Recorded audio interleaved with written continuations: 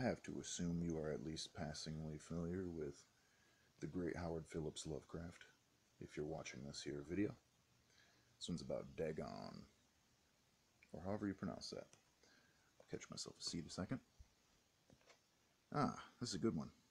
I don't believe the character ever got a name, the main character. It's written as a sort of explanation of why he commits suicide in his morphine-induced state, why he was a drug addict, if you will.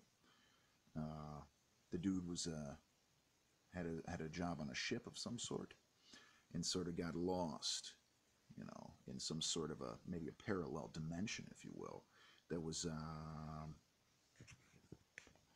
pretty horrendous. Let's just say pretty horrendous. And he comes across a large pillar or obelisk or whatnot with runes and hieroglyphics on it, you know, and they have sort of sea-bearing creatures on them. Pretty cool stuff, good stuff. You know, this is a lot of his general stuff. So a lot of them are ones we've seen before. A lot of them are, and then, you know, octopuses and fish of various sizes, and then there's ones that are other ones that you haven't seen before, which are sort of like the skeletons that he saw on the ground when he realized he was in this other world. You know what I'm saying? It's pretty intense. Then he comes to see this larger than life one, you know, and it's on the obelisk, that is to say, and then he's, of course, soon after seeing a lurking creature coming from the waters, which is in fact a giant, you know, creature sort of like that, and he kind of runs in a state of maze craziness, you know, losing himself, and then we sort of check back, and he's somehow made his way back to the real world. Who knows how? He doesn't know how. Nobody knows how. And we get our answer as to the drug state, the why he wants to be gone, and then it's just the end, sort of a hopeless end for the critter himself, the man, but typical, wonderfully good, interesting, I should say, short story by the great Lovecraft himself.